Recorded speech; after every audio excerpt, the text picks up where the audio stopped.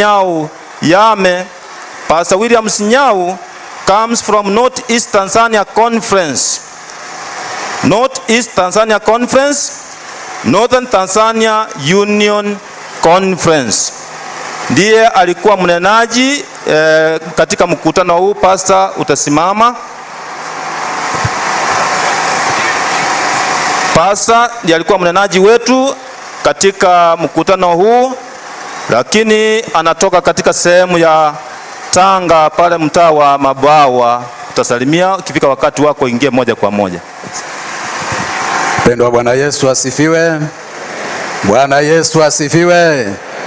Barikiweni sana. Kwa hakika nimenyenyekeshwa kwa namna ya pekee sana kwa ajili ya mahudhurio haya, na ninaomba Mungu atande blanketi lake la kuruhusu wale walioko katika uwanja wapate kivuli kwa neema ya Bwana. Asante sana Pastor, karibu. Tutakuwa na vipindi vya mchana, tutakuwa na afya, tutakuwa na kaya na familia. Kwa hivyo tunawaalika wakati wa mchana, tutakapomaliza mambo ya upatiso na lunch, tutakuwa na vipindi vya mchana. Karibuni sana. Asante sana Pastor. Kwa wakati huu ningependa kuwaalika wote tusimame kwa wimbo namba 158, umwendo gani nyumbani. Choristers, naomba mtuongoze. Mkutano wote tusimame kwa hiyo wimbo namba 158 kwa Kiswahili.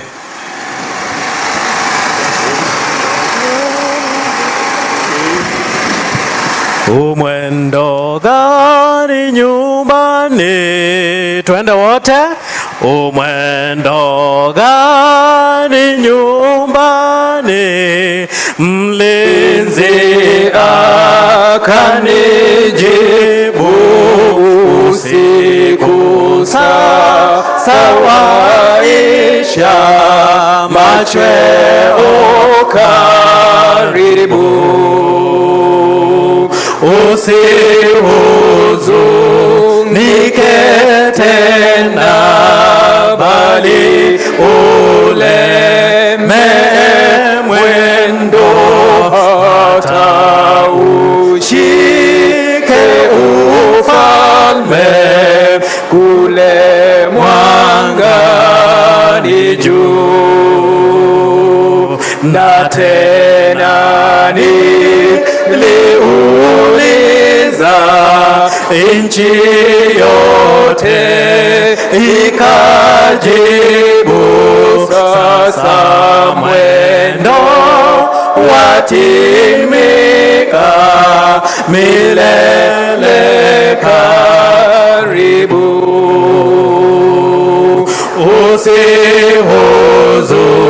Usihuzunike tena.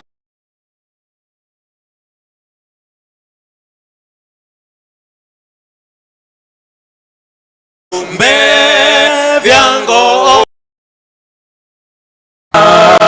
ishara kuza songa na viumbe vyangojea sauti ya Bwana.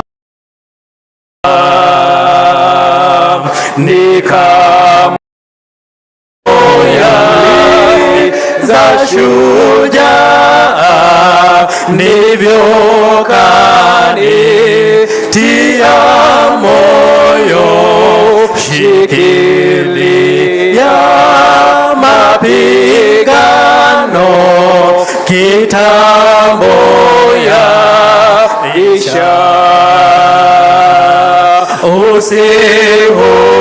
Usihuzunike tena, kazi ifanywe kwa moyo, tumeahidi watunu tuishapo shinda.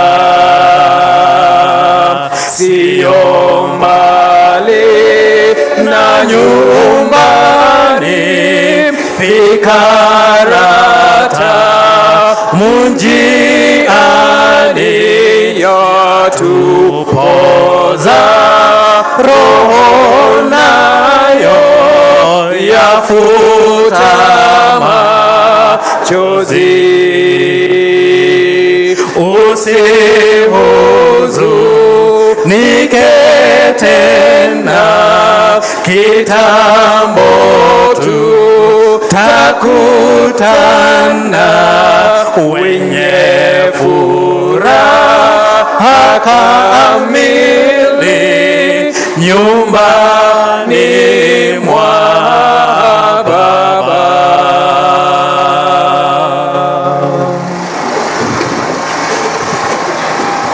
Tunaomba. Baba na Mungu wetu ishie milele, uliyeumba mbingu na nchi, katuumba kwa sura na mfano wako, tumejihudhurisha mbele zako mchana wa leo ili ya kwamba uweze kunena nasi. Mungu wetu wa upendo, nakabidhi kila mmoja mikononi mwako. Roho wako aweze kutawala uwanja huu, ili neno lako linapotolewa na mtumishi wako William liweze kupata nafasi katika moyo wa kila mmoja wetu. Mungu wa upendo, najua ya kwamba vita ni vikali, na yule ibilisi na malaika zake wanafanya juu chini ili kuzuia mmoja ama wawili wasije wakabarikiwa na ujumbe huu. Kwa njia ya pekee, Mungu wa mbinguni, naomba malaika zako wasingire uwanja huu ili waweze kutetea watoto wako, ili kila mmoja wetu atakapotoka hapa asema, hakika nimesikia sauti ya Mungu wangu na nimekubali kumpa maisha yangu. Mungu wa mbinguni, naomba ya kwamba yule ibilisi anayepenya kwa njia zote, Mungu wa mbinguni, uweze kuwa mlinzi wetu tunapolisikia neno lako mchana wa leo. Bwana wa majeshi, singira mtumishi wako William anaposimama kunena kwa niaba ya mbingu. Ndaomba umpe nguvu ya mawazo ya kiroho na hata nguvu ya kimwili. Asante Bwana wetu. Zaidi na ombi letu kuu ni kwamba asubuhi ile Yesu atakaposhuka mawinguni, wote ambao tumeshuka katika uwanja huu kusikia neno lako tuweze kuwepo tukimlaki tukisema, huyu ndiye Bwana wetu tuliyemngoja. Asante Mungu kusikia maombi yetu na kuyajibu kupitia kwa jina la Kristo Yesu aliye Bwana na Mwokozi wetu. Amen.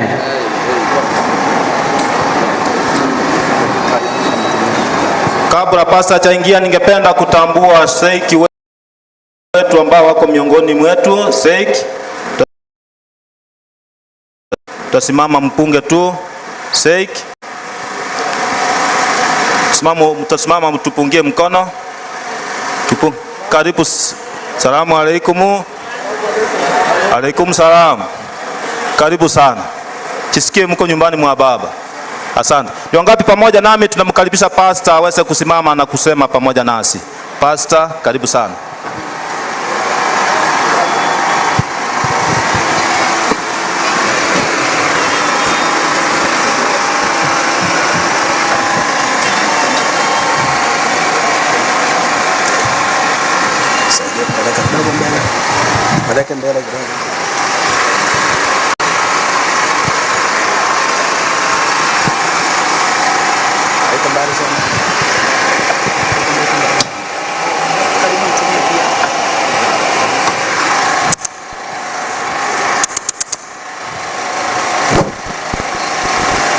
Wapendwa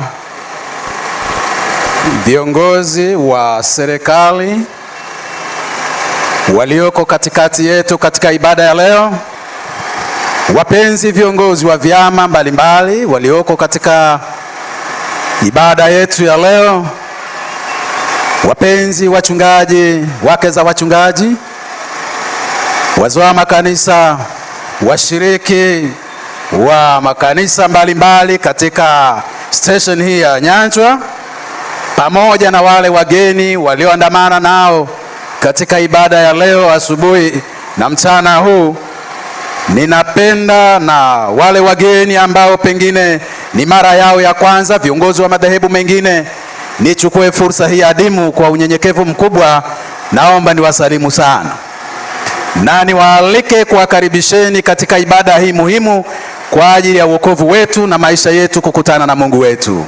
Bwana na wabariki sana. Wapendwa rafiki zangu, kwa hakika sina lugha ya kibinadamu kutoa yangu moyoni kwa yale ninayoyaona kwa macho yangu. Kwa hakika nimenyenyekezwa kwa ajili ya mahudhurio yenu yaliyofurika katika mabanda mbalimbali kutoka G1 mpaka G13, lakini ukiangalia kuna hao waliokaa hapo chini na hata pengine huko kuliko parking ya magari wapo utitiri wa watu. Bwana Yesu asifiwe. Naomba popote pale unaponisikia, hebu nipungie mkono wako wa kuume. Bwana Yesu asifiwe. Haleluya. Nami nichukue fursa hii adimu kuleta salamu za familia yangu, mke wangu na vijana wangu wanawasalimu sana. Asubuhi ya leo waliniambia, mchungaji, tunakuombea, lakini tunafahamu kuna watakatifu wa Mungu ambao hatuwezi kuwahesabu, wengi wanaokuombea na utakaoabudu pamoja nao, wasalimie sana. Wangapi wanapokea salamu hizo? Bwana awabariki sana. Lakini pia nilete salamu za pekee kutoka kwa viongozi wangu, wa mwenyekiti wa conference yetu mchungaji Musa Erasto Nzumbi na katibu mchungaji Philip Mwanga na mhazini Kisimbo, anawasalimu sana na anasema tunawaombea. Lakini kwa namna ya pekee mno nilete salamu ya mwenyekiti ya union yangu mchungaji Walwa Mark Marekana, anawasalimu sana. Hakika pengine tungeongea kitu kingine, ngoja mimi niishie hapo sebuleni. Bwana Yesu asifiwe. Nichukue fursa hii ambayo kwa hakika nimebarikiwa kwa nyimbo mbalimbali, nyimbo za watoto. Hakika nimeona talanta zinazokuzwa katika mikono iliyobarikiwa. Ni wasifu sana na kuwatia moyo wale waalimu wa watoto. Bwana awabariki sana. Waimbaji wa kwaya mbalimbali, Mungu aendelee kuwabariki katika kutulisha na kutufariji kwa neno la Bwana. Lakini nisiwasahau tangu mianzo ya mikutano hii, hawa watu wanaotusaidia mambo hayo yawe hewani, viongozi hao wa mawasiliano. Wapendwa, Bwana na wabariki sana. Nimebarikiwa sana na uwapo wa redio ya Kisima, redio ya Vuna, na nimesikia leo nyingine imejiunga. Bwana awabariki sana. Naamini ya kwamba kwa ajili ya namna mnavyoendelea kushikilia mikono hii juu, ndio maana tunasikika mbali na karibu. Wengine ambao hamkuwa pamoja nasi katika nyakati za mikutano hii katikati ya juma, lakini mlikuwa mkitufuatilia popote pale mlipokuwa, kwa njia ya radio hizo, lakini pia kwa njia ya YouTube. Bwana na wabariki sana. Nami nichukue fursa hii tena kuwakaribisheni katika ibada ya leo. Bwana Yesu asifiwe.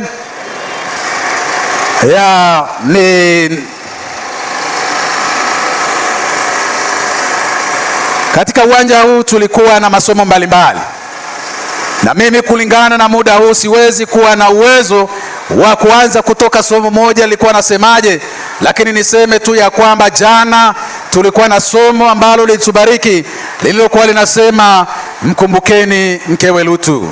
Kwa wale wote waliokuwa pamoja nami wakitufuatilia, tuliona jinsi ambavyo ilikuwa muhimu Yesu kuongea mkumbukeni mkewe Lutu. Kwa sababu gani? Kwa sababu alimfahamu Mungu wa kweli, alimfahamu Mungu ambaye aliwatoa katika Uru wa Kaldayo, alifahamu miujiza iliyokuwa ikiandamana pamoja nao, lakini pia ile aliwabariki kwa mifugo ya kutosha, kondoo, mbuzi. Lakini si hivyo tu, aliwabariki na watoto. Na si hivyo tu, aliingia katika malaika waliingia katika nyumba yao, waliwatunza malaika na kuwahifadhi. Lakini si hivyo tu, tunapaswa kumkumbuka kwa sababu saa ilipofika malaika aliwashika mikono na kuwatoa nje ya mji wa Sodoma na Gomora. Lakini si hivyo tu, wakaonywa ya kwamba waende mbele wasiangalie nyuma, lakini yeye akapuuza, akaangalia nyuma. Na hivyo Yesu akasema ya kwamba mkumbukeni mkewe Lutu. Mchana wa leo somo letu la leo ni fupi sana. Sasa ni fupi kwa kiwango gani? Naomba tusaidiane. Roho atakayonisaidia kuifanya kuwa fupi na iwe kwako fupi pia, lakini kwa namna itakavyokuwa ikiendelezwa kwa Roho, naomba Roho huyo akusaidie na wewe pia. Na somo letu linasema shujaa wa upendo. Shujaa wa upendo. Hebu fumba macho yako tuombe. Baba, mchana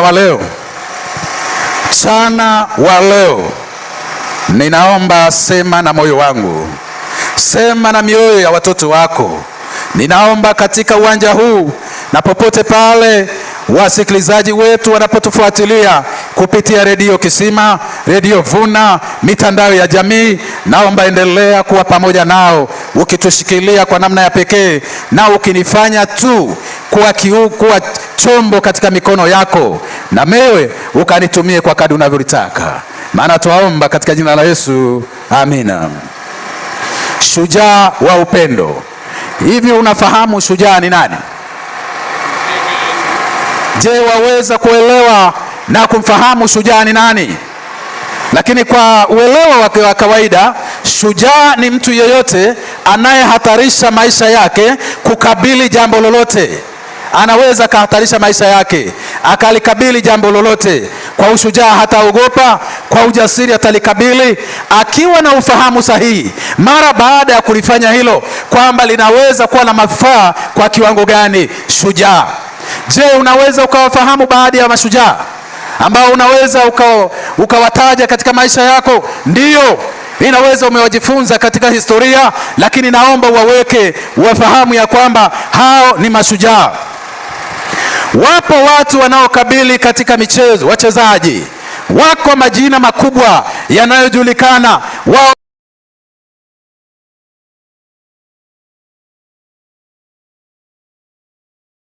tunu katika maisha yao, watu ambao wa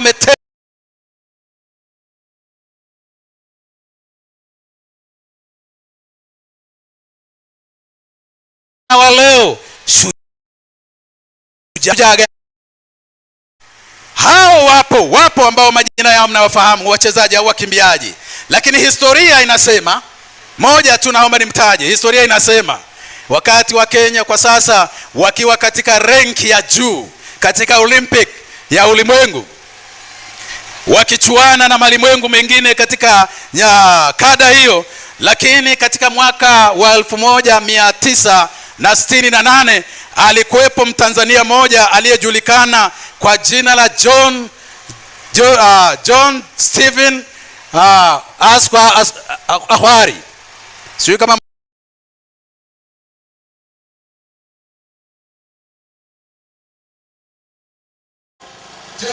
John Stephen Akhwari. Sio kama mmewahi kumsikia. Huyu mwanaume aliwahi kuwa mshindi hizo, aliwahi kukimbia mita maili 5,000. Maili 5,000 ni sawa na kilomita 100. Wale First Aid wakamsaidia na wale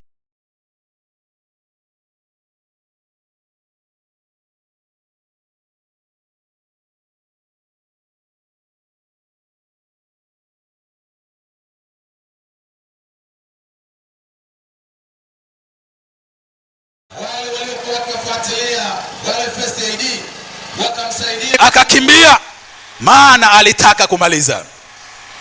Lakini wale waliokuwa wamekimbia pamoja naye walishawahi kufika na kutunukiwa, lakini baadaye ndipo anajitokeza huyo akikimbia wakati fulani akihema, na uso wake ukiwa na shauku ya kwamba na yeye amehitimu. Na ndipo mara alipomaliza, waandishi wa habari walimzunguka na kumwambia, wewe Akhwari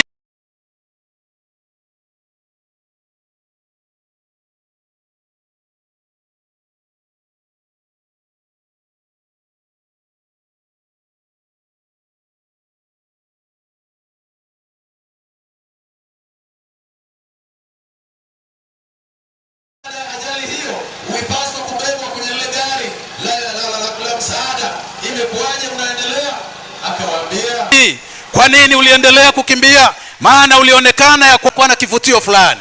Mashujaa, wapo mashujaa ambao tunapaswa kuwaelewa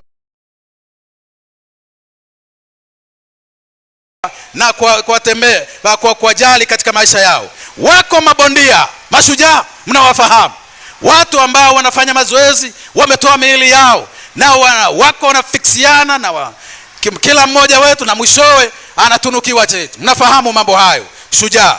Lakini shujaa wa upendo, shujaa wa upendo. Pendo, naomba nikwambie, shujaa wa upendo. Lakini hebu sikiliza kidogo, mnaweza mkawafahamu mashujaa wa vita.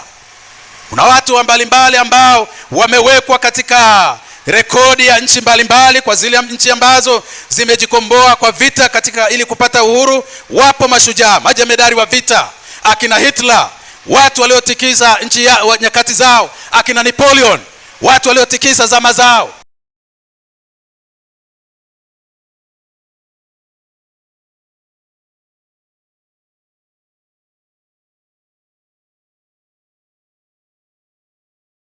Mashujaa hao. Lakini naomba nikwambie, wakati hao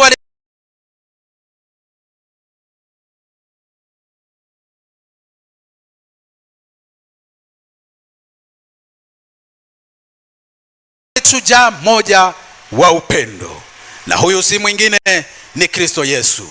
Na yeye Biblia inasema katika kitabu cha Yohana sura ya 3 lile fungu la 16, Biblia inaliweka jambo hili dhahiri na kuweka ya kwamba, kwa maana jinsi hii Mungu aliupenda ulimwengu hata akamtoa mwanawe wa pekee, ili kila mtu amwaminie asipotee, bali awe na uzima wa milele. Na ndipo Yohana sura ya 3 lile fungu la 16, Biblia inaliweka jambo hili dhahiri na kuweka ya kwamba, kwa maana jinsi hii Mungu aliupenda ulimwengu hata akamtoa mwanawe wa pekee, ili kila mtu amwaminie asipotee, bali awe na uzima wa milele. Na ndipo naomba nikuunganishie na lile fungu letu la kawaida tulilokuwa tukienda nalo, ya kwamba siku ya pili yake amona Yesu akija kwake Yohana, akasema, tazama mwana kondoo wa Mungu aichukua dhambi ya ulimwengu. Shujaa wa upendo, shujaa wa upendo, Kristo Yesu. Lakini naomba nikupe kidogo mambo machache kabla hatujaingia katika kina cha shujaa huyo. Maana huyo leo tutajifunza habari zake kwa uchache. Wapo watu wanaojitoa.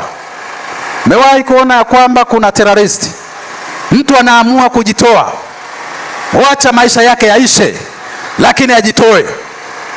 Wameua maelfu ya watu na majina yao na uhai wao umezimwa ghafla, lakini wamebaki katika maisha yao, majina yao yakitajwa. Uovu wakati fulani unawapa watu ujasiri ambao hautawazawadia maisha yao kitu chochote hapo baadaye. Wapo watu mashujaa wa zinaa. Halo, kama unanisikia, naomba ulipungie mkono wako wa baraka. Bwana na akubariki sana. Wapo wanaume na wanawake waliojitoa katika maisha yao, wanatafuta kuwa mashujaa wa zinaa. Na wapo na wao wanachofanya, wanaangalia wameweza kukutana na wangapi, anaorodhesha. Wapo wanatafuta vitu vya namna hiyo na hawakati tamaa, wako kila mitaa wakizunguka walao waweke rekodi. Wengine wanakutana, wanauliza, wewe umekuwa na wanawake wangapi? Wewe umekuwa na wanaume wangapi? Wanatafuta kuwa mashujaa, lakini wanaangamiza maisha yao. Wapo watu wa namna hiyo. Wapo. Kisa kiliwahi kusimuliwa kwa habari ya zinaa. Mtu mmoja ambaye aliwahi kuingilia ndoa ya jirani yake, na alipokuwa akiingilia ndoa ya ile ya rafiki yake huyo jirani, mara kwa mara kulikuwa na maonyo yanaletwa kwamba jamani, kuna mtu anaingia hapo. Lakini yule mwenye nyumba, katika habari ya kuaminiana na mke wake, hakuwa na sababu sana ya kuingia katika kina ya kumdadisi na kumlinda. Lakini alipomuuliza mke wake alitengeneza mazingira yaliyo rafiki kwa mume wake, kwamba mume wangu, hakuna kinachoendelea, mimi niko salama, hakuna kitu chochote kinachodhuru. Na kwa sababu ya namna hiyo siku zikaendelea. Lakini siku, wanasema wahenga waliwahi kusema, siku za mwizi ni 40. Na zilipofika siku hiyo, wakati mume alikuwa amesafiri na akarudi ghafla, asijue sasa, kumbe yule ameingia humo ndani. Alipoingia humo ndani kama kawaida, baba alipofika usiku ule akagonga nyumbani kwake, na alipogonga, tazama, mke wake akasikia kuna mtu anagonga, naye akamwambia, hebu tulia kidogo, kulikoni? Mbona kama vile mlangoni kuna mtu anagonga? Walipotulia kidogo, ghafla alipogonga akamwambia, inaonesha namna anavyogonga ni kama mume wangu anavyofanya. Na baada ya muda kidogo akaita kwa sauti, akamwambia, aha, ni mume wangu. Kaambia, sasa nifanyeje? Kaambia, sasa hatuna la kufanya, tunafanyaje? Akamwambia, basi ngoja nikwambie. Akagundua kuna pipa. Akaambia, wewe njoo nikufunika kwenye hili pipa, halafu baadaye nitaendelea kumfungulia mume wangu. Akamfungulia pipa, akamkusanya kwenye pipa, akafunika pipa juu yake. Naye akaenda akamfungulia mume wake. Mume wake akamwambia mke wake, mbona umekawia? Anamwambia, samahani mume wangu, usiku umeendelea sana, nilikuwa kwenye usingizi mzito, lakini nilikuwa naota ndoto pia, kana kwamba kuna mtu anagonga, mume wangu anagonga, na ndipo nilipozinduka katika kina cha usingizi, na ndipo mambo yako salama. Lakini kumbe katika lile pipa kulikuwa na nyoka. Sasa yule nyoka anatafuta namna ya kutoka, hawezi kutoka, akawa anarudi anamgonga. Akimgonga yule mwanaume akasema, ninakufa kishujaa, siwezi kumwaibisha yule mwanamke, nitakufa kishujaa, nitatulia nisimwaibishe yule mwanamke, maana najua kutakuwa na ugomvi. Kumbe kutulia kwake, akatulia mpaka alipokufa. Shujaa wa zinaa. Je, wewe ni shujaa wa zinaa? Wewe ni shujaa wa jambo fulani ambalo umegusa maisha ya jirani yako, machozi yanatoka, lakini bado ukanyamaza. Wewe unataka kuwa shujaa? Nitakufa kisajenti. Akafa kisajenti. Unajua nini kilichoendelea asubuhi? Usitake kujua. Yeye shujaa amelala. Lakini uovu wako mashujaa wa ulevi, wanajitangaza wao ni wanywaji na hawana haya. Wanatoka kilabu hii kwenda kilabu nyingine. Wengine wanaweka chupa ya bia, sijui kama huko kwenu ni aina gani ya bia huwa mnakunywa, sijui ni Tusker, sijui ni nini. Wako mashujaa wanahesabu kweli chupa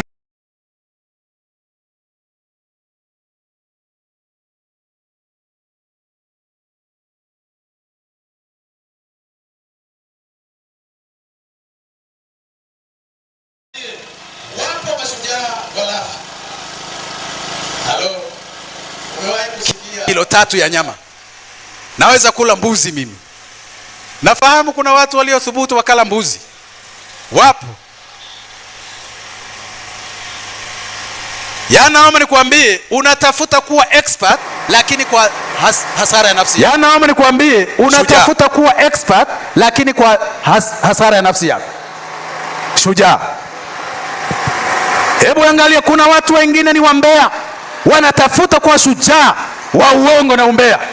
Hao watasambaza kokote tu, wataenda kulia, wataenda kushoto, wamevunja ndoa za watu, wamevunja uchumba wa watu.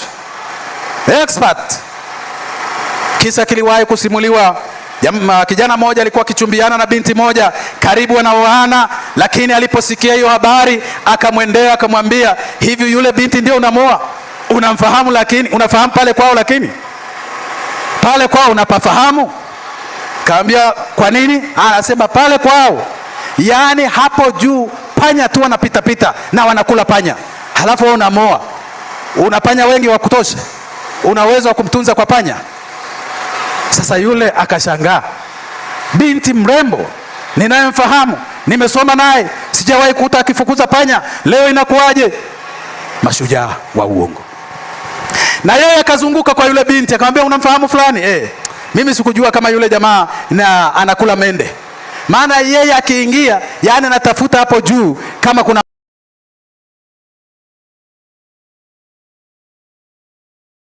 mende.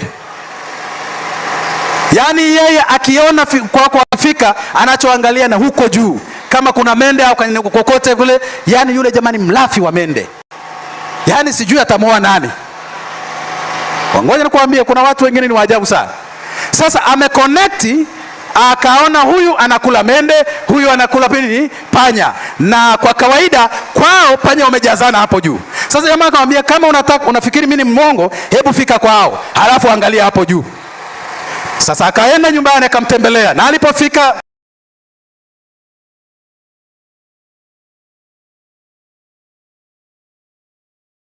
binti akamkaribisha. Alipomkaribisha binti akiwa kule, jamaa akawa anaangalia hivi, hao mende wako wapi? Binti anajua sasa jamaa anatafuta nini? Mende. Wakati huo jamaa kumbe alikuwa anaangalia nini? Panya wapo ama wengine uchawi. Lakini hapa kwetu hakuna. Katika ulimwengu mwingine uchawi umekithiri na mtu hataki kuacha. Washirikina wameujaza ulimwengu wa maisha yao, na maisha yao ni tabu, na kila unapowaita waweze kufanya matengenezo wako mbali kabisa. Kazi yao wamejitoa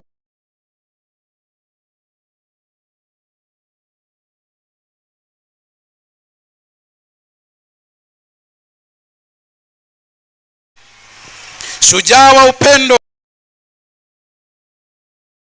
wakfu kwa jambo hilo, na wanasema hili haliwezekani. Shujaa wa upendo, Yesu Kristo, mwana wa Mungu, muumbaji wa mbingu na nchi, aliyeumba ulimwengu na vyote unavyoviona, bahari unayoiona, ardhi unayoiona, mikono yake ndio iliumba.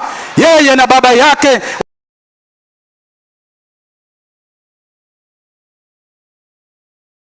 ufundi, ustadi wa mikono yake. Shujaa. 29% ndio ardhi tunayoikanyaga, lakini katikati ya 71% ya maji yaliyoko ya bahari ni bahari imechukua 95% ya maji yote katika ulimwengu, na asilimia iliyobaki ndio maji tunayotumia ya mito, mabomba, vyanzo hivyo ndio tunayotumia.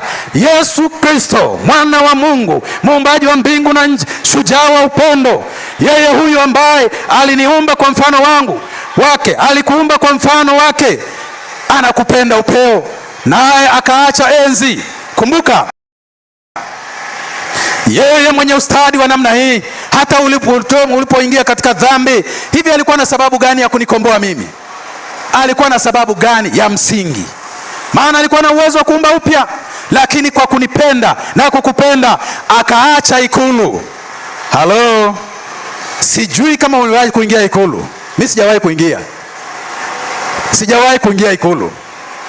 Lakini kama ukiwahi kuingia ikulu, inasemekana ya kwamba wale walioingia ikulu aidha kwa madaraka hawataki kutoka. Ni mahali pazuri, mahali penye hadhi, kuna ile prestige, unataka kuendelea kuwa hapo. Lakini hebu ona shujaa huyu wa upendo, akaacha enzi mbinguni, akaacha kuimbiwa mbinguni, akaamua kushuka duniani. Na hata aliposhuka duniani wala hakuzaliwa katika maeneo ya maana. Yeye akaingia akazaliwa, maana angeweza kushuka tu kama malaika wanavyoshuka, lakini akaamua kuzaliwa na mwanamke. Akazaliwa katika hori la ng'ombe, mahali ambapo leo ungelizaliwa wewe au mtoto wako akizaliwa hapo, unamwahi kumkimbiza hospitalini ili aweze kuchanjwa tetanus. Naomba nikwambie, huyu ni shujaa wa upendo, naye akaja akakulia katika ardhi hii yenye magonjwa mbalimbali, yenye kudhuru maisha ya watu, lakini yeye akaamua kukupenda na kunipenda. Hebu sikiliza Biblia inavyosema, shujaa wa upendo ambaye ametoa maisha yake kwa ajili yangu na kwa ajili yako. Hebu sikiliza Biblia inavyosema jambo hili. Yeye Mungu wetu, yeye ni Mungu wa miungu, yeye wala hatishiwi na kitu chochote, lakini kwa upendo wake amenipenda na amekupenda. Katika ushujaa alionao amekuja kunikomboa na kuja kukukomboa. Hebu sikiliza katika kitabu cha Isaya sura ya 53, anasema, ni nani aliyesadiki habari tuliyoileta, Ni nani? Ni nani aliyesadiki habari tuliyoileta na mkono wa Bwana uliofunuliwa? Ni nani? Maana alikuwa mbele zake kama mche mroro, kama mzizi katika nchi kavu. Yeye hana umbo wala uzuri, na tumwonapo hana uzuri hata tumtamani. Alidharauliwa na kukataliwa na watu, mtu wa huzuni nyingi, ajuaye sikitiko, na kama mtu ambaye watu humficha nyuso zao. Alidharauliwa wala hawakuhesabu kuwa ni kitu. Hakika ameyachukua masikitiko yetu, amejitwika huzuni zetu. Lakini tulimdhani ya kuwa amepigwa na Mungu na kuteswa. Fungu la 5, bali alijeruhiwa kwa makosa yetu, alichubuliwa kwa maovu yetu, adhabu ya amani yetu ilikuwa juu yake, na kwa kupigwa kwake sisi tumepona. Haleluya. Fungu la 6 anasema, sisi sote kama kondoo tumepotea, kila mmoja wetu amegeukia njia zake mwenyewe, na Bwana amemweka juu yake maovu yetu sisi sote. Alionewa lakini alinyenyekea, wala hakufunua kinywa chake, kama mwana kondoo apelekwaye machinjoni, na kama vile kondoo anyamazavyo mbele yake wakatao manyoya, naam, hakufunua kinywa chake. Kwa kuonewa na kuhukumiwa aliondolewa. Na maisha yake ni nani atakayesimulia? Nani atakayesimulia maisha yake? Maana amekatiliwa mbali na nchi ya walio hai. Alipigwa kwa sababu ya makosa ya watu wangu, wakamfanyia kaburi pamoja na wabaya, na pamoja na matajiri katika kufa kwake. Ingawa hakutenda jeuri, wala hapakuwa na hila kinywani mwake, lakini Bwana aliridhika kumchubua, amemhuzunisha. Utakapofanya nafsi yake kuwa dhabihu kwa dhambi, ataona uzao wake, ataishi siku nyingi, na mapenzi ya Bwana yatafanikiwa mikononi mwake. Ataona mzao wa taabu ya nafsi yake na kuridhika. Kwa maarifa yake mtumishi wangu mwenye haki atawafanya wengi kuwa wenye haki, naye atachukua maovu yao.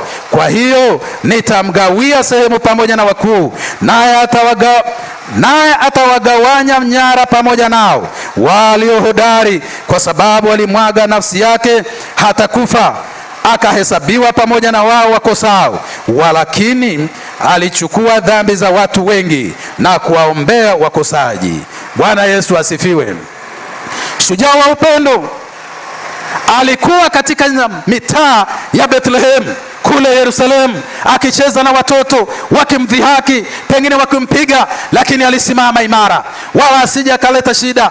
Yeye hata wakati fulani walipochokozana, yeye hakuchokoza. Walipokuwa wakiua wadudu, yeye alikuwa akiwaponya wadudu. Walipokuwa wakiwapiga ndege manati na hata kuwavunja mabawa na kuwaua, yeye alikuwa akiwaponya. Na kwa kufanya hivyo aliripotiwa kwa wazazi wake ya kwamba ni mkorofi, naye anafanya michezo yaliyo kinyume chake, na kwa namna hiyo akabaki kwa mnyenyekevu. Naam, hakufunua kinywa chake kwa kutukana. Shujaa wa upendo, shujaa wa upendo. Si hivyo tu, wakati ulipofika, muda ulipomdia, aliheshimu serikali ya duniani, na akaona ya kwamba katika nyakati za utoto wake singeweza kufaa kufanya kazi ya baba yake, akatulia kama kondoo. Naye alipotulia, saa yake ilipofika, naye akaamua kuukomboa ulimwengu kwa kuwagusa wanadamu waliokutwa na maradhi mbalimbali. Ni mwafahamu ya kwamba alipokutana na wakoma, watu waliotengwa na jamii ya watu, lakini aliwagusa na kuwarejesha nyumbani. Alikutana na mkoma mmoja, alipopiga kelele, ukitaka waweza kunitakasa, naye akasema nataka takasika, aliwarejesha nyumbani.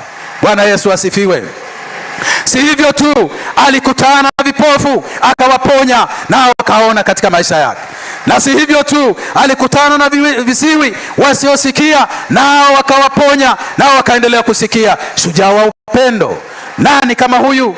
Nani kama huyu? Nani aliyevunja historia dunia?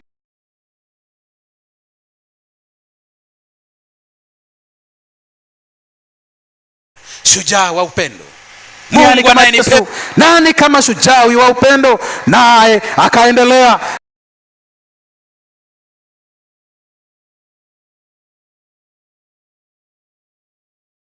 na watu bubu wasioweza kuongea, akagusa midomo yao nao wakaongea. Shujaa wa mahali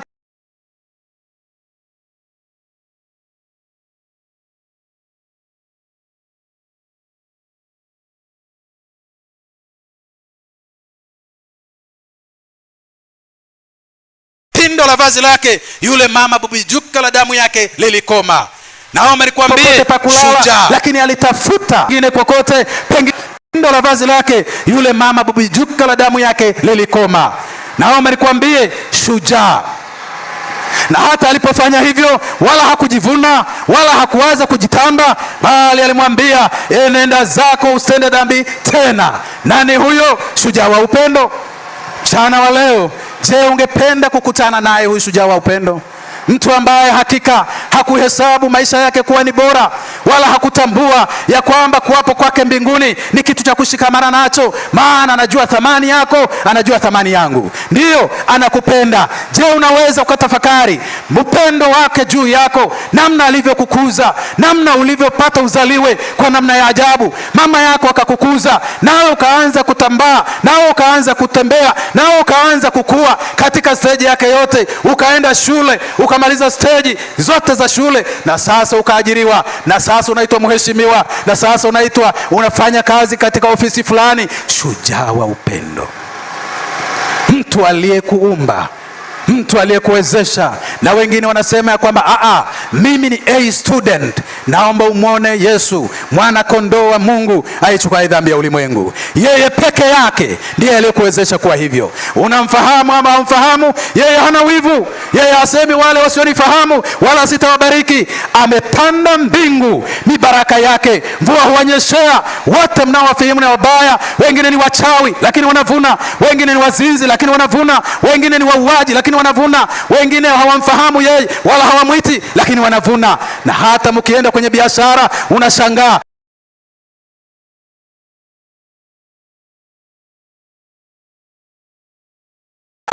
kwa ajili ya Yesu Kristo mwana wa Mungu aliacha mbinguni. Amekuwezesha hivyo. Hamuoni ya kwamba hata hivyo ni ajabu? Utembee kwa miguu miwili, tembea kwa miguu miwili. Miguu hii membamba hivi inabeba uzito wako wote. Siku ukishindwa kubeba, unabebwa na watu zaidi ya 6.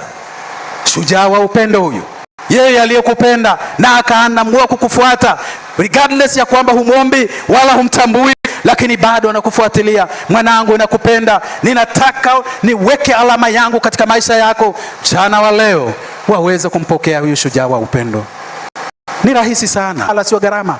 Sikiliza, huyu shujaa wa upendo, na ilibidi asimame katika wakati wake, na ilibidi aweze kuwa sehemu ya maisha yake, kwa aweke msalabani. Na yeye hakusita kutoa maisha yake, na hivyo hata walipojaribu kutafuta kushusha hadhi yake, yeye alibaki kunyenyekea. Na kumbuka nikwambie, licha ya kwamba alifanya kazi kwa miaka 3.5 akiwaponya magonjwa, na siku magonjwa tu, aliwafufua na wafu. Mwakumbuka habari kisa cha Lazaro aliyekuwa kaburini zaidi ya siku 4, naye hata majamaa zake wakasema sasa ananuka, lakini akafanya muujiza, Lazaro akaishi. Na nikwambie, shujaa wa upendo anakupenda. Unaweza ukaona kwamba wewe ni mdhambi, huwezi ukamgusa mikono. Naomba nikwambie mchana wa leo, yeye ni shujaa wa upendo. Yeye anakupenda, yeye anakufuatilia. Naomba nikwambie, shujaa wa upendo aliwatangulia. Wapo shujaa wa imani, aliwawezesha shujaa wa imani, akina Shadrach, Meshach na Abednego, watu waliosimama katika zamu zao, akawatuma kwa wakati wao, wakaenda wakamtetea. Lakini hata uovu uliposimama mbele yao, Shadrach, Meshach na Abednego ilipokinzana na imani yao, walisimama imara, wakamtetea Bwana Mungu wao mbele ya jaribu kubwa la ulimwengu wa nyakati zile, kifo kikiwasubiri, lakini alisimama imara. Kwa nini? Kwa sababu upendo wa Bwana wao ulikuwa ndani ya mioyo yao. Wakaandikwa kwa shujaa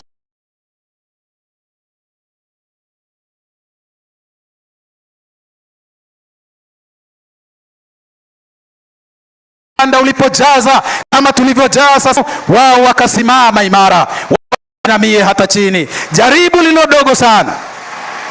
Ingelikuwa leo pengine, je, ungeshawishika ukashuka kidogo ukakuna miguu yako hata ukudanganya kwamba uliabudu? Maana waliposema watu wote watakaposikia sauti ya zeze, tarumbeta na vyombo vyote tarumbeta wainame na kusujudia, wao wangekuwa rahisi wakainama wakakuna miguu yao, si kwa ibada. Lakini mashujaa hao walisimama imara. Bwana Yesu asifiwe. Yesu anatafuta mashujaa wa imani. Mchana wa leo Yesu anakutafuta kuwa shujaa wa imani. Daniel, akina Meshak, Shadraka na Abednego, watu waliosimama imara, na hata baadaye mbele ya mfalme alipowauliza, je, ni kwa kiburi, je, ni kwa ujeuri ndipo hamtaki kutia amri na kuisujudia sanamu niliyoitengeneza? Je, maana fahamu uzuri wao na umaarufu wao, ya kwamba angetoa nafasi ya pili ili sikia namna zote za ngoma wainame na kusujudia. Lakini sikiliza, mashujaa wa imani waliosimama imara, wao hawakuheshimu wala hawakuhesabu kuwa kwao au uhai wao kuwa sehemu kilicho bora. Wakamwambia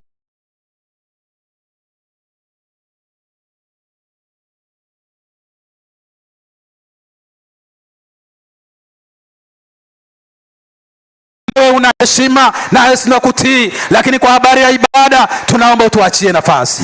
Lakini katika hilo tunaye Mungu atakayetuokoa katika mikono budu miungu yako. Akawa furious, akawa na hasira, akasema ile tanuru iongezwe mara 7. Wakawasha tanuru mara 7 kwa hasira ya mfalme. Ndipo wakachaguliwa majemedari hodari ili waweze kuwasindikiza motoni. Naomba nikuambie mpendwa msikilizaji wangu na mtazamaji wangu unayenifuatilia popote pale, shujaa wa upendo anajua kulinda, anajua kulinda, anajua kuhifadhi. Na kwa ajili ya hasira ya mfalme, wale watu wakawa nao wakaikabili ule moto, na jinsi walivyofungwa wakapelekwa wakatupwa kwenye tanuru la moto. Lakini atukuzwe aliye juu, shujaa wa upendo alishuka ghafla akawa pamoja nao motoni. Ndipo wakashangaa, wale waliotupa wakafa, lakini waliotupwa vile vyuma vilivyowafunga ikaondolewa. Nguo zao, hata miili yao, nywele zao, kucha zao hazikuguswa. Lakini tazama, wakasimama katikati ya moto, 4 si 3 tena, mashujaa wa imani. Naomba nikwambie, shujaa wa upendo hata kuacha mpenzi rafiki yangu. Inawezekana unapitia wakati mgumu kwenye ndoa yako, inawezekana unapitia wakati mgumu katika biashara yako, inawezekana unapitia wakati mgumu, kuna ushirikina unakuandama. Mchana wa leo, shujaa wa upendo, simama, hata kuacha. Yeye anakupenda, yeye anakuhifadhi. Ndipo mfalme akageuza uso wake. Je, hatukuwatupa 4 wawe 3? Mbona wako 4? Tazama 4, anafanana na mwana wa miungu. Miungu ipi ya Babeli yenye wana? Bwana Yesu asifiwe. Upendo wa Mungu ulivyo ajabu. Hata kama ni mpagani, hata kama ni mshirikina, hata kama ni mchawi, anajifunua kwake. Haleluya. Ndipo hebu fikiri, mimi ningekuwa Shadraka, Meshaki na Abednego, wakati miguu yangu ilipofunuliwa ningekimbia nitoke motoni. Lakini walikuwa waaminifu, wakabaki kwenye tanuru ile. Naomba kwenye jaribu lolote, tulia. Shujaa wa upendo anakufahamu. Anasema, tazama niko pamoja nanyi hata ukamilifu wa dahari. Hata kuacha mpenzi rafiki yangu. Nafahamu wako mashujaa mazuri. Naomba nikwambie, usiigoshi imani yako. Tulia, tegemea, naye hata kuacha. Na ndipo waliposema njoo huku nje, akatoka. Mashujaa wa imani wapo waliompokea Yesu wakapoteza maisha yao kwa sababu ya kumpokea. Lakini muone huyo Yesu kwa ajili yangu na kwa ajili yako, akaona ulio uzito wa msalaba, akaenda mpaka Getsemane usiku wa manane, akapiga magoti akaomba, akiomba, Baba, ikiwezekana kikombe hiki kiniepuke, lakini Baba yake na yeye mapatano, mwanangu vumilia, maana dhambi ya ulimwengu sharti tuikomboe. Bwana Yesu asifiwe. Sharti mwanadamu akombolewe. Atakombolewa na nini? Kumbuka mapatano yetu mwanangu. Kumbuka, vumilia. Na akaenda Getsemane mara 3. Biblia inasema jasho lake likawa matone ya damu. Jasho likatoka, baadaye damu inatoka. Hebu fikiria hicho kitu, inaonekanaje? Shujaa huyu wa upendo, ndipo hata saa alipokuwa anakamatwa wala hakutoroka. Alikuwa na uwezo wa kukimbia, lakini hakukimbia, alijikabidhi mikononi mwao. Hata walipomshika, mijeledi ilikuwa katika migongo yake. Yeye akatulia, akacharazwa viboko, naye akapelekwa mahakamani. Huko mahakamani wakaletewa shtaka la uongo, lakini hakujitetea. Wa Mungu huyu, shujaa wa upendo. Je, waweza kunyamaza chini ya msalaba, mahali ambapo Bwana wako yupo, mahali ambapo Mwokozi wako yupo? Na ndipo bila huruma, baada ya vibako vingi na hata kuchanwa nguo zake na hata pengine kuzipasua, bila aibu, huyu baada ya mijeledi akaamuriwa au katoka kwamba waambe msalabani, akabeba msalaba, miti mizito, mbao zito, akaibeba kwa ajili yangu na kwa ajili yako. Si hivyo tu, na hata alipofika Goligota wakamlaza, misumari yenye inchi 6 zaidi zikagongomelewa katika mikono yake, upande wa kulia na upande wa kushoto, na kisha miguu yake ikaunganishwa, na hatimaye mti huo ukakitwa kwenye shimo lililokuwa limechimbwa. Uzito wa Mwokozi wangu na Mwokozi wako, shujaa huyu wa upendo, ukabebwa na misumari hiyo, damu ikichuruzika, midomo yake ikifungwa, wala hakusema chochote. Na hii kwa ukatili wakatengeneza na taji ya miiba, wakaikandamiza katika uso wake, lakini shujaa huyo akatulia, maana ananipenda na anakupenda. Penzi rafiki yangu, ni nani aliye shujaa kama huyu? Ni nani mvumilivu kama huyu? Na ndipo alipoendelea. Kumbuka, aliwambwa pamoja na watu wengine walio wakorofi upande wa kulia na kushoto, na wote wengine wakipiga mayowe, lakini huyu alitulia. Bwana Yesu asifiwe. Mchana wa leo, shujaa wa upendo anakuita. Na ndipo alipoweka alama hiyo. Nakumbuka ilipofika saa 9 akalia, Eloi Eloi lama sabakitani, yaani Mungu wangu, mbona umeniacha? Mbona umeniacha baba yangu? Siitoshe. Bwana Yesu asifiwe. Shujaa wa upendo, yeye ananipenda, yeye anakupenda. Naomba nikwambie, hata kuaibisha. Ni kweli wewe ni mdhambi. Ni kweli kuna mazingira umeshindwa. Ni kweli una migogoro kwenye ndoa yako. Ni kweli umeikimbia ndoa yako. Ni kweli umeifukuza mke wako. Ni kweli una wake zaidi ya 4. Ni kweli umewatelekeza na watoto wako. Ni kweli kila mitaa wapo watoto wa sura yako na wengine umewakana. Wako wasichana uliowabebesha mimba na ukawakana, na wengine wanakuombea kimoyomoyo, na wengine hata hivyo hawajui, maana uliwakandamiza ukiambia ukijitokeza nami nitakukana, nitakutunza siri, na hilo inajulikana. Mchana wa leo, shujaa wa upendo anakusubiri. Shujaa wa upendo, yeye anakusubiri. Mpendo, anaomba usife kifo cha kijinga, usife kisajent. Njoo kwa shujaa wa upendo, yeye atakukomboa milele. Wapo wafuasi waliofuata mahali kama unakumbuka, wakati watoto wa wanafunzi wake alipokuwa hai, vipindi fulani kukitokea shari wanakimbia, lakini mara baada ya kifo chake, mara baada ya kifo chake wakawa mashujaa. Haleluya. Petro aliyekuwa mkana akaamua baadaye kuwa mhubiri, akasimama hata baada ya viboko, wala hakukaa chini, na aliponyamazishwa hakunyamaza. Haleluya. Na hata wakati alipouawa, yeye akamwambia, naomba msiniue kama mwokozi wangu, maana mlimwangika kichwa juu, niangikeni mimi kichwa chini. Haleluya. Huyu shujaa wa upendo akigusana na wewe, ukimpokea, hakika hata kuacha kama alivyo.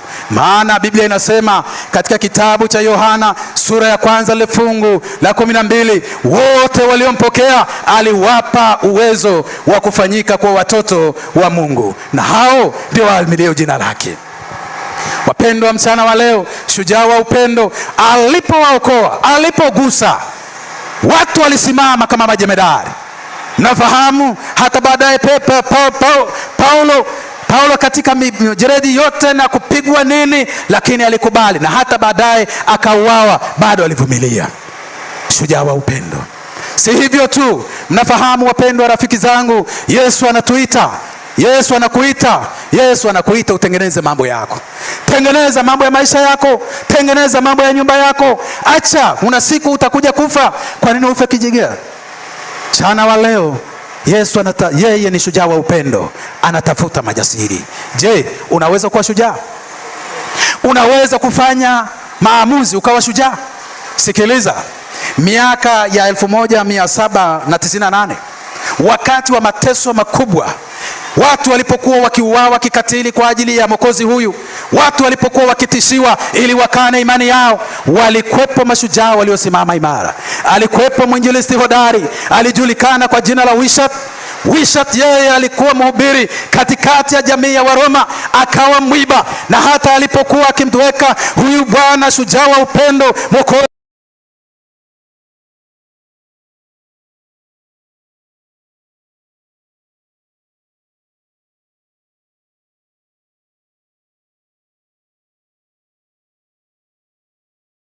wakampokea Yesu, vijana wengi wakampokea Yesu, ndipo wanaume wakamsagia meno, na walipomsagia meno askari wa Kirumi wakaambia msakeni huyo mpaka atakapokuwa ameuawa. Na ngoja nikueleze, mateso yalikuwa makali kuliko unavyotegemea. Mamilioni ya watu yaliuawa, tena yaliuawa kikatili. Lakini Wishat, yeye katika maisha yake alikuwa usiku ana nyumbani, baada ya kuwa hali imekuwa ngumu, na hivyo anatembea, anakimbia porini mchana, usiku anarudi nyumbani kwake na kuatia majirani moyo. Lakini kumbe ikaonekana maadui wake wamekuwa wengi. Walipokuwa wengi, shujaa huyo wa kumpokea Yesu akaona sasa baki porini. Alipokuwa porini, sasa tazama, hakuna chakula, alikuwa akila matunda. Siku zikaendelea, siku zilipoendelea, Wishat akawa mnyonge. Katika unyonge wake, siku moja akitafuta matunda, amechoka, akiingia katika msitu uliofungamana, na mbele yake kulikuwa na miamba yenye mapango. Alipoinama hivi ghafla, tazama, akakutana na simba. Na yeye alipokutana na simba akashindwa, hivi akimbie? Hata akiwa anakimbia hana nguvu za kukimbia, arudi nyuma hana uwezo. Wanatazamana na simba. Historia inasema ya kwamba yule simba aliyelala wala hakumtishia, alishangaa akitikisa tu mkia. Wishat akashangaa, simba gani huyu? Ndipo simba huyo akaendelea kunyanyua mguu wake juu. Wishat alipoona ya kwamba simba ametulia na yeye hawezi kurudi nyuma, Wishat akasonga mbele aliko yule simba, na ndipo simba akaendelea kunyosha ule mguu wake, na ndipo Wishat akaukamata ule mguu wa simba. Kumbe simba yule alikuwa na mwiba katika mguu wake. Wishat akaung'oa ule mwiba. Ule mwiba alipoung'oa, simba akalamba mdomo wake, akaendelea kutikisa mkia wake, lakini badala ya kunyanyua zile nywele zake ili kuonesha vita, alionesha uso wa urafiki. Unajua, ngoja nikwambie, simba aliondoka, Wishat akabaki kwa kushindwa. Lakini dakika chache, lakini kitu cha ajabu, Wishat akaona ni chakula, akawasha moto, akala nyama. Lakini siku nyingine tena simba analeta chakula, wakawa nakula wote, simba akawa rafiki. Ngoja nikwambie, huyu shujaa wa upendo anaweza akafanya muujiza wa namna ya ajabu sana. Lakini kitu cha ajabu, Wishat na huyu simba, urafiki wao ulikoma ghafla. Siku moja simba hakurudi. Wishat akashangaa kulikoni, lakini kadri walivyokuwa akiendelea, sasa akaona nguvu, akatembea kutafuta matunda. Kumbe akakutana na askari wa Rumi waliokuwa wakitafuta simba ili kuwahifadhi kwa kuwatesa wale waliokuwa waumini. Naomba nikuambie mpendwa rafiki yangu, ndipo walipomfukuza na kumkamata na kumwambia, Wishat, siku zote tulikuwa tunakutafuta wewe, kumbe upo. Ndipo wakamkamata wakamleta katika kifungo. Walipomleta, viwanja hivi vilivyotengenezwa hivi kama huu ulivyo, hii ilikuwa ni mifano ya uwanja wa watu waliokuwa wakiwatesa Warumi. uwanja unatengenezwa hivi, watamasha, watu inaalikwa kama mlivyokaa, mnakaa hapo, na hivyo ilivyo katika vyumba humu. Wapo simba wanafunguliwa, na wengine mliko hapo juu mko salama, lakini wale kuwa wanapaswa kuliwa wanawekwa hapo uwanjani ili simba wafukuze na kuararua. Sasa sikiliza, walipomweka Wishat hapo, maana amekataa kukaa na imani yake, ndipo wakaenda wakafungua mlango wa room moja ya simba. Simba alipotoka akakimbia, alipomfikia akashangaa, akakutana na rafiki yake. Badala ya kumrukia akawa anatikisa tumkia. Wakasema aha, huu ni ujinga. Wakafungua simba wengine. Walipofungua simba wengine, Wishat, halo, kama unanisikia naomba unipungie mkono wako. Bwana Yesu asifiwe. Wakati simba wengine walipokuja ili kumrarua, yule simba akawa mbogo ili kuzuia simba wale, na kwa ghafla akafanikiwa kuzuia simba wengine, maana amesimama anamlinda Wishat. Naomba nikwambie, shujaa wa upendo hata kuacha. Ni kweli utang'atwa na mbu, ni kweli kuna siku utalala, ni kweli kuna siku utang'atwa na nyoka, lakini huyu shujaa wa upendo anashikilia maisha yako. Penzi rafiki yangu, kwani mara ngapi amekuepusha na ajali? Kwani mara ngapi amekuepusha na mambo mabaya? Kwani mara ngapi ulipougua lakini akakuponya? Mara ngapi? Unaona ni jambo la kawaida tu. Naomba usifikiri ni jambo la kawaida. Huyu shujaa Yesu Kristo mwana wa Mungu ni shujaa wa upendo. Naomba nikwambie, Wishat, simba alipofaulu kumwokoa simba wale wakarudi, ndipo wakamrudisha yule simba kwa desturi walivyoweza. Lakini wale wakatili kwa kuwa walinuia katika maisha yao, kwa kuwa walinuia lazima wammalize huyu, walichofanya wakaleta kuni, wakatengeneza na mti ili waweze kumfunga na kuwasha moto chini yake ili wammalize. Naomba nikuambie mchana wa leo, tazame mwana kondoo wa Mungu aichukua dhambi ya ulimwengu. Penzi rafiki yangu, inawezekana unapitia mazingira fulani magumu katika maisha yako. Inawezekana unatishiwa kwa ajili ya imani yako. Inawezekana kazini unasumbuliwa kwa ajili ya imani yako. Naomba nikuhakikishie, yupo shujaa wa imani, Yesu Kristo mwana wa Mungu, ambaye kamwe hajawaacha watu wake. Mama, inawezekana unapitia mazingira magumu katika ndoa yako. Naomba nikuambie, yeye aliye shujaa, Mfalme wa mbinguni, Bwana wa mabwana, saa ipo nayo yaja siku ya ukombozi wako. Shujaa wa upendo, Yesu Kristo. Naomba nikwambie, Wishat walipowasha moto, walipomfunga, walipowasha moto, ndipo kwa uchungu wa kamba iliyomsikilia wakati moto haujawashwa, kwa ghafla macho yake yakamwona mke wake, yakamwona na watoto wake, na hata majamaa yake. Halo, kama unanisikia naomba unipungie mkono wako. Je, unaweza kuona ukatili wa namna hiyo, halafu maisha yako yanaenda kikatili? Naomba nikwambie, yule mama alipomwona mume wake amefungwa kamba na moto unawashwa chini yake, alilia machozi kwa uchungu. Watoto wake wakalia kwa uchungu.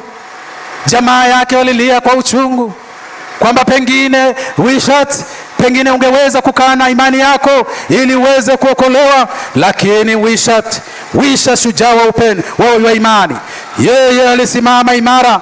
Yeye alivumilia katika kamba ile, akasimama asubiri moto. Lakini alipoona mke wake analia kwa uchungu mkubwa na kwa huzuni ya kutosha, watoto wake wakikosa matumaini, mke wake akiona giza mbele yake, sikiliza, ndipo alipoyatunga maneno haya katika wimbo ule tuliowimba. Akasema maneno haya: umwendo gani nyumbani, mlinzi akanijibu, usiku sasa waisha. Akamwambia mke wake, nikamuuliza shujaa, umwendo gani nyumbani? Akamwambia, mlinzi akajibu, usiku sasa waisha, machweo karibu, usihuzunike tena. Wanasema bali ule mwendo hata ushike ule ufalme kule mwangani juu. Alimwambia mke wake mpendwa, tulia, muda unaobaki sio mwingi, Vumilia mpenzi rafiki yangu, naomba nikwambie. Ndipo akaendelea kutunga ubeti wa pili, maneno yaliyomweka yule simba katikati pale.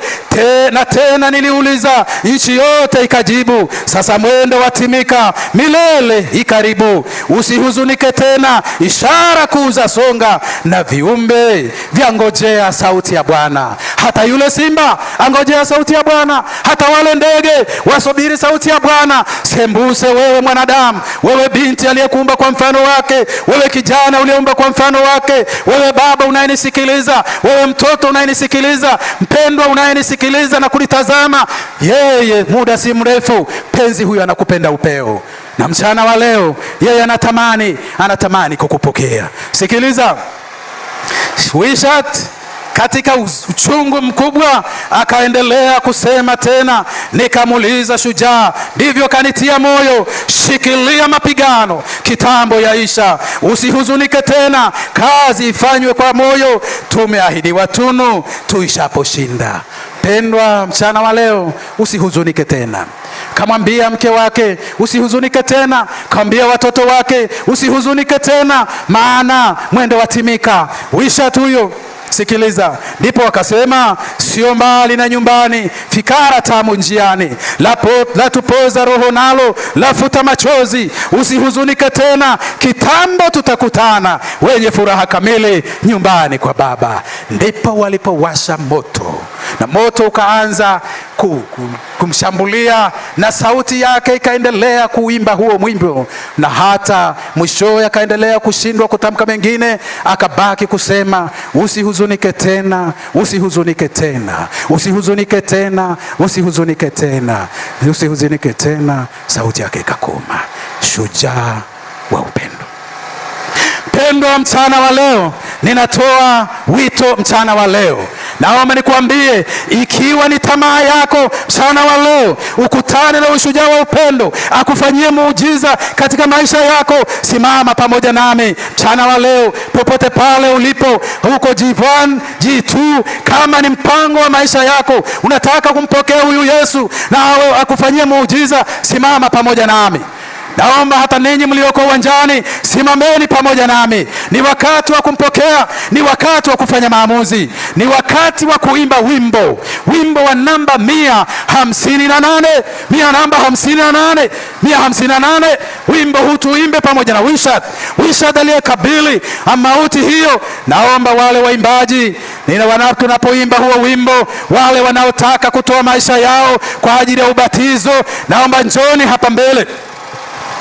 Waimbaji, watu wote, tafadhalini tuimbe huo wimbo wakati wale wa ubatizo wanaposogea hapa mbele, na kisha tuweze kuomba pamoja nao. Popote pale ulipo, unaweza kuwa uko katikati hapa, ninyi mnaobatizwa, njoni hapa mbele, njoni, wala msipoteze wakati, maana tazama jua lilivyo. Wakati ninyi mko kwenye kivuli, wengine walikuwa kwenye jua. Hebu tufanye haraka kwa kadri inavyowezekana. Popote pale ulipo mchana wa leo, kama unatamani ubatizwe, tembea, kimbia, wala usichelewe. Muda si mrefu, maana saa imefika. Inawezekana hauko ukaje mapema asubuhi kwa lile kundi la ubatizo, lakini inawezekana uko mahala fulani, uko G1, uko G2, uko G3, wao wengine 6, uko mahali unataka Mungu akufanyie muujiza na unahitaji ubatizo, njoo huku mbele, njoo simama hapa mbele. Wapenzi rafiki zangu, tembeeni, njooni huku niliko, wala sio hapo. Njooni hapa mahali hapa vyombo vilivyo, njoo tembea. Naomba msisite, popote pale ulipo. Ikiwa uko kushoto kwangu, njoo. Inaweza uko kulia kwangu, njoo. Inawezekana uko kwenye vibanda huko, njoo. Acha kubano, inaweza, wala usisite ukasema sikujitoa, sikuandaliwa. Njoo kutana na Mwokozi wako. Naomba tuimbe huo wimbo. Umwendo tuimbe. Umwendo gani nyumbani, mlinzi akarejebu, usiku sasa waisha, machweo karibu. Bwana Yesu Bwana Yesu abariki. Tembea, usihuzunike tena. Acha mashaka mpenzi rafiki yangu. Tembea, acha mashaka. Njoo kule G1, tembea kule G2, tembea kule G3, tembea G4, tembea, kimbia, maana huu ni wakati mwafaka wa kukutana na Mwokozi wako. Ni wakati wa kuweka maisha mikononi mwa huyu anayeweza akaokoa maisha yako. Tembea. Je, uko G8? Kama uko G8, njoo, usisitasite. Pengine uko G7, njoo, tembea, kutana na Mwokozi wako. Saa imefika, andaa maisha yako, kutana na Mwokozi wako. Saa hii si saa ya kucheza, saa hii saa ya kupoteza. Njoo, usihuzunike. Wende sasa, unatimika. Njoo. Je, bado unasitasita huko? Inawezekana unatufuatilia, inawezekana uko nje uwanja huu na sauti hii unaisikia. Rafiki yangu, njoo, njoo, ni wakati wako. Njoo, tembea, njoo, tembea, kutana na Mwokozi wako. Tunapohitimisha mikutano hii, ni neema jioni hasa mchana wa leo, ni wakati wa pekee mchana wa leo. Tembea rafiki yangu, tembea, kutana na Mwokozi wako. Saa imefika, saa ya kuweka maisha mikononi mwa Yesu.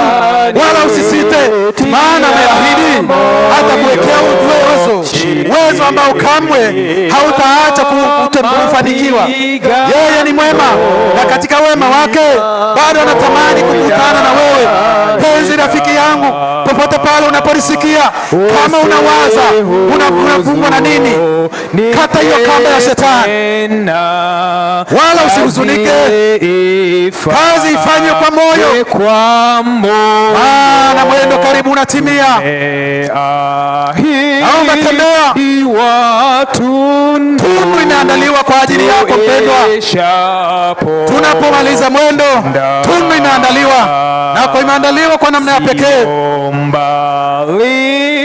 Wakati tunapoendelea kuimba, naomba nikaribishe kwaya ya Nyamataro Main Church Choir.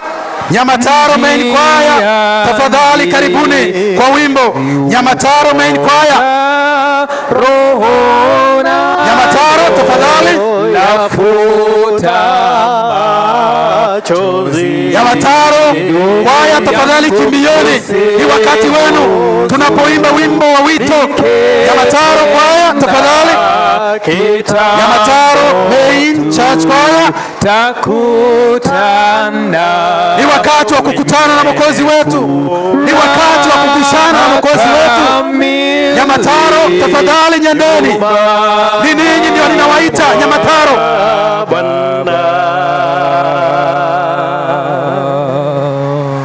Ni wakati mwafaka wa kukutana na Mwokozi wako. Kwaya ya Nyamataro, tafadhali tupatieni wimbo wakati wa wito, na ninyi mnaokuja tafadhalini kimbieni. Wapendwa, huu muda si rafiki, muda wetu si rafiki, tafadhalini sana. Wakati wale wanajitune, tuendelee na wimbo ubetu wa mwisho wa namba 158. Naomba nikwambie, popote pale ulipo, tembea. Naomba wewe uliyesimama usichoke, weka maisha yako mikononi mwa shujaa huyu. Yeye ni shujaa wa upendo, atakufanyia mambo makubwa naam ambayo hujawahi kuyaona katika maisha yako. Je, una mashaka? Una wasiwasi? Bado sauti ya shetani inakufuatilia? Naomba nikwambie mchana wa leo, popote pale unaposikia sauti hii, naomba usiendelee kukawia wala usiendelee kupoteza muda. Sikia sauti hii, usiingie moyoni mwako. Wacha kufanyia maujiza, wacha kuguse maisha yako, wacha atulize dhoruba katika maisha yako. Yeye ni mwema, hajawahi kukuacha, hajawahi kukuaibisha, na hata sasa hatakuaibisha, hata sasa hatakuaibisha. Bwana kwa Baba, mambo yameandaliwa.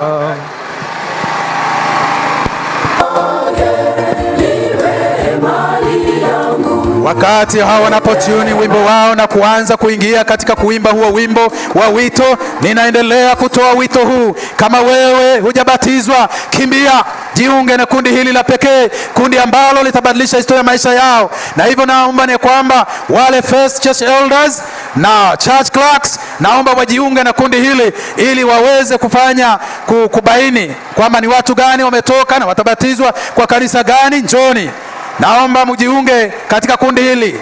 Naomba popote mlipo, hujatoa maisha yako, njoo. Waimbaji, karibuni.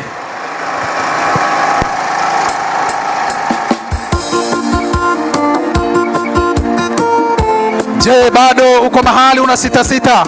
Njoo, tembea, jiunge na kundi hili. Watu wanaotoa maisha yao, wao wanaotoa maisha yao wakfu. Njoo, toka, jitoe kwake. Njoo, tembea, yeye atakufariji. Je, wewe ni mgonjwa? Je, una mashaka? Je, umeaibishwa? Njoo, yeye akukumbatie. Njoo, yeye akuhifadhi. Njoo, akufutie aibu yako. Inawezekana una historia ngumu katika maisha yako. Inawezekana watu wamekupachika majina ya ajabu, kiruka njia, wakati fulani wambia kibembea. Naomba nikuambie mchana wa leo, njoo. Yesu atageuza historia ya maisha yako. Usisite, njoo, tembea.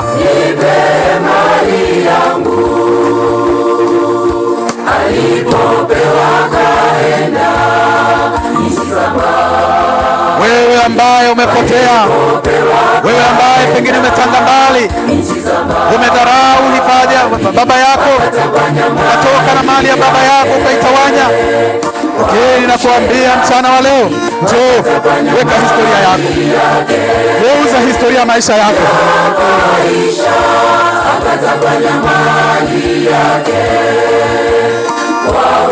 Je, umetapanya mali yako kwa mambo ya uasherati? Je, umetapanya tabia yako kwa mambo ya uasherati? Njoo mpendwa rafiki yangu. Inawezekana umetapanya mali, si mali, tabia yako. Njoo, jiunge na kundi la Mungu. Bwana akusaidie, Bwana akutie nguvu. Je, kuna mtu yeyote yule bado? Je, kuna mahali kuna mtu anatembea bado ana sita? Njoo, tembea. Njoo, jiunge na kundi hili. Popote pale ulipo, njoo, tembea.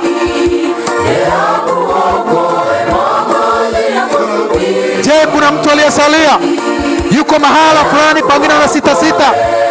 Pengine unaona mambo ni mazito, hauwezi tena kugusa maisha yako na Kristo. Naomba nikwambie mchana wa leo, huyu shujaa wa upendo anajua namna ya kutengeneza. Kama alimwokoa Wishart, kama alimtengenezea urafiki Wishart na Simba, habari gani mpendwa rafiki yangu, wewe na mume wako yule anayeonekana kama mbogo, mbona atatengeneza mambo sawa sawa? Je, wewe umekimbia familia ati kwa sababu baba ni mkorofi, ama wakati fulani amekuwa mgumu, au wakati fulani hamuelewani? Mchana wa leo, njoo, tengeneza mambo yako.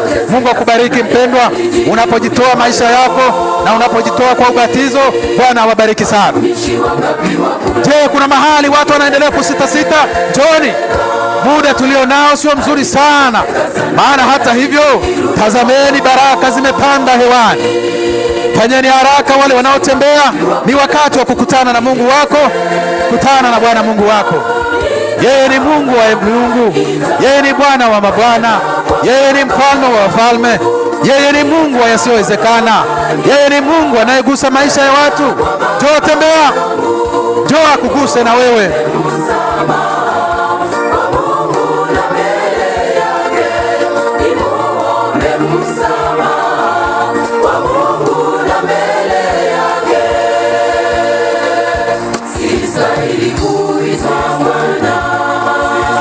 Wapendwa, swala la wokovu si swala la mchezo. Swala la wokovu linahitaji kidogo kuwa imara kwa namna yake.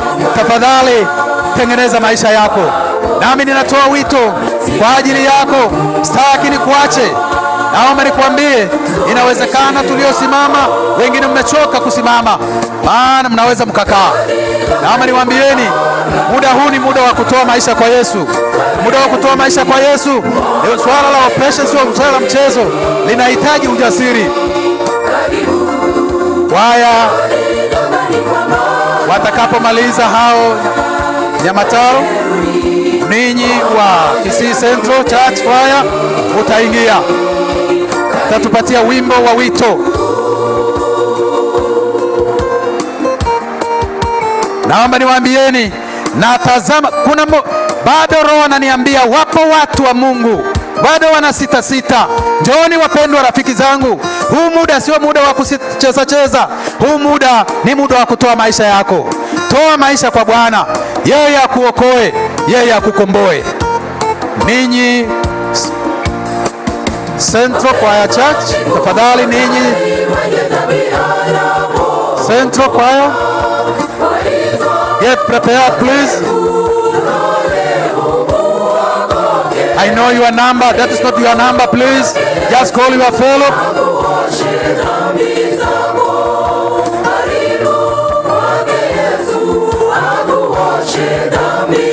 Yeye akuoshe dhambi zako. Yeye anakuosha dhambi. Mchana wa leo, acha kusitasita, toa maisha yako. Inawezekana katika uwanja huu wapo watu ambao wamekuja ili katika ibada ya leo, lakini hawako tayari kwa ubatizo, lakini wanahitaji kuwa na maombi maalum.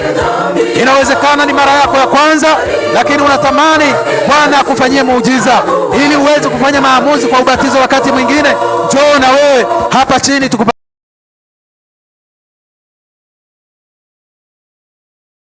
walikuwa wakiabudu kwa muda mrefu, lakini wakatanga mbali, wamepoteza ushirika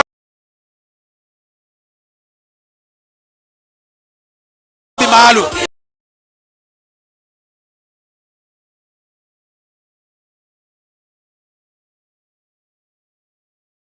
Acheni hofu, acheni woga. Maisha yako na Kristo. Bwana anaweza, Bwana anakuokoa, Bwana anabadilisha, Bwana anakugusa. Mchana wa leo ninawaalikeni nyote, njooni, acheni mashaka, acheni hofu, acheni woga, simameni, teteeni. Kumbukeni wale waliompokea Yesu, aliwapa ujasiri, aliwapa uwezo wa kufanyika kwa watoto wa Mungu, na hao ndio wale waliaminio jina la Bwana. Wapendwa rafiki zangu, mchana wa leo, wakati tunapojiandaa kwa ajili ya ubatizo, kama bado hujajitoa, tafadhali njoo ili tuweze kuhitimisha ibada hii.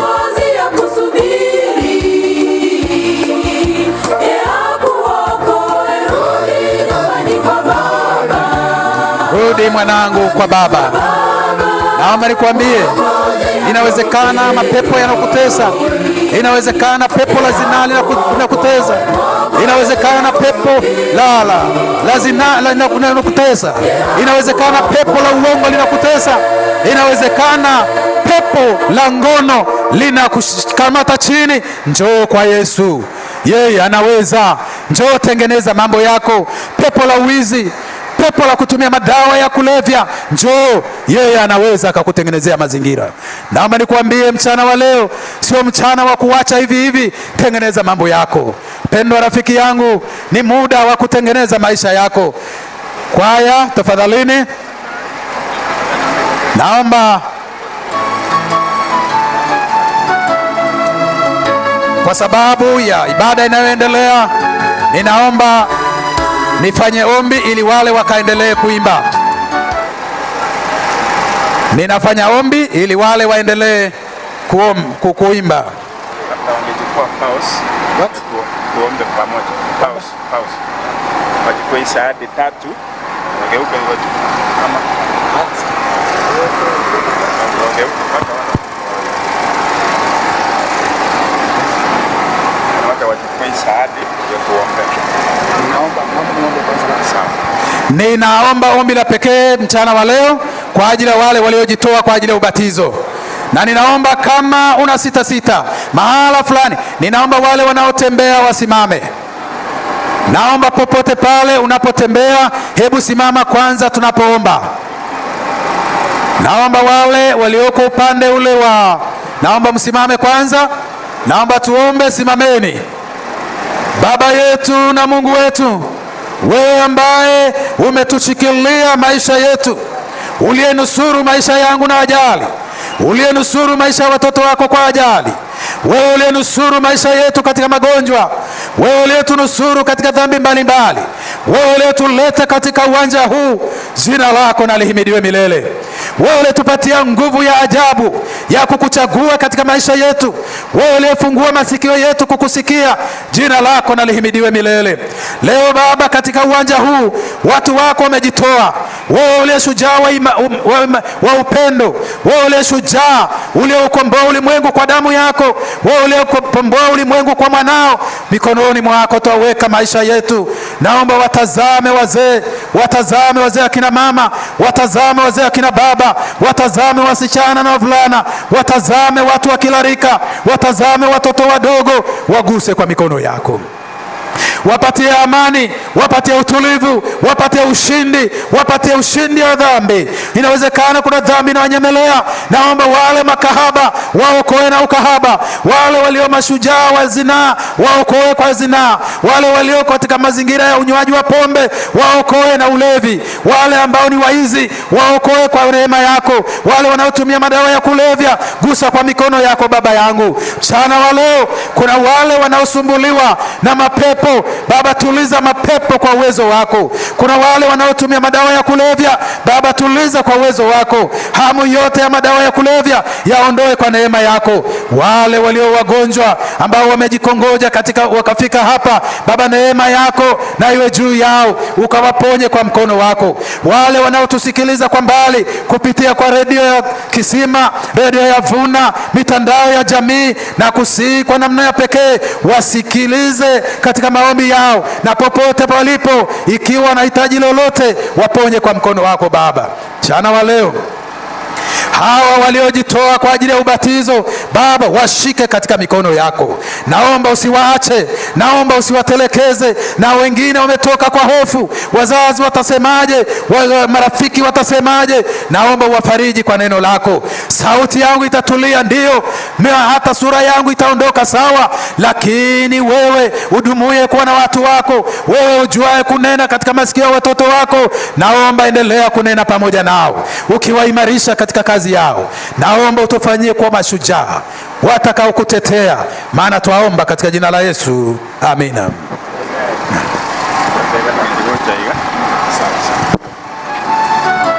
Asante sana Pastor kwa mahubiri. Wale wanaenda kubatizwa, naomba muangalie upande huu, mtachukua viapo, kisha tutaenda tufanye huduma ya ubatizo. Na kama umejitoa lakini hauna nafasi la kufaa, kuna nguo tumetuma Sikicha.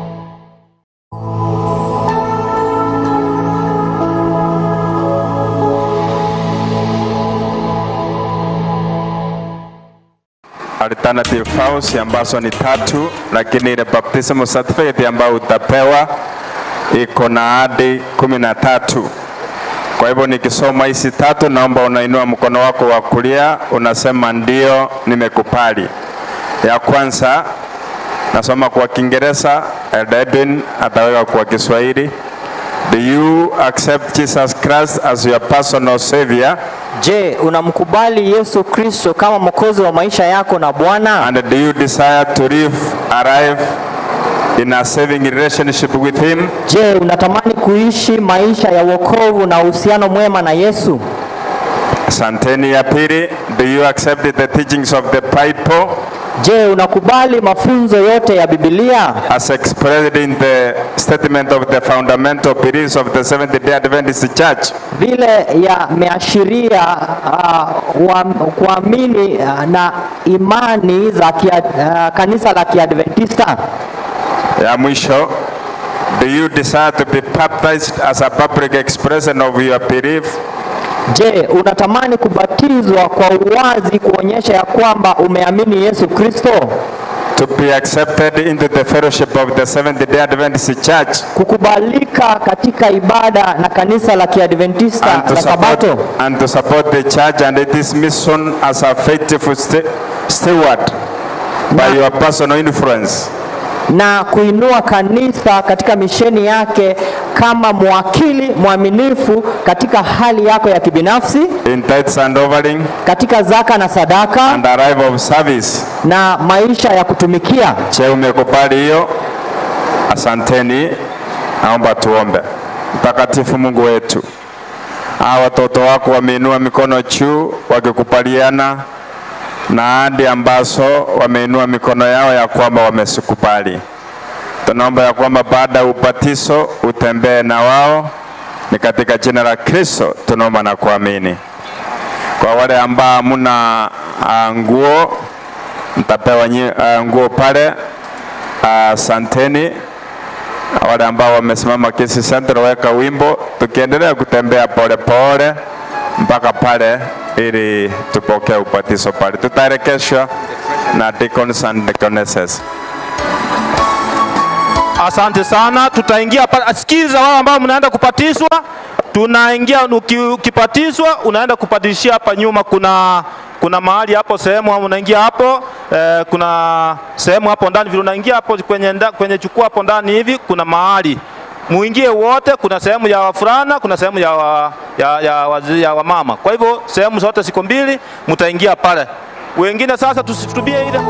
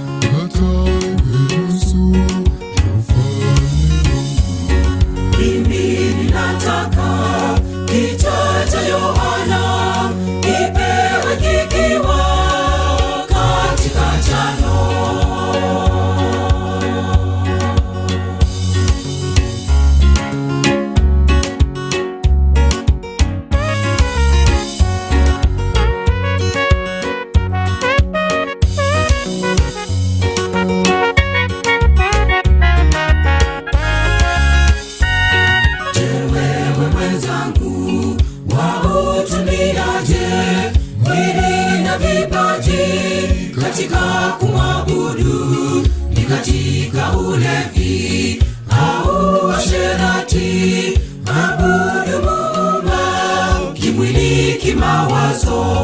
Je, wewe mwenzangu wautumiaje mwili na vipaji katika kumwabudu? Ni katika ulevi au asherati, mabudu Muumba kimwili kimawazo.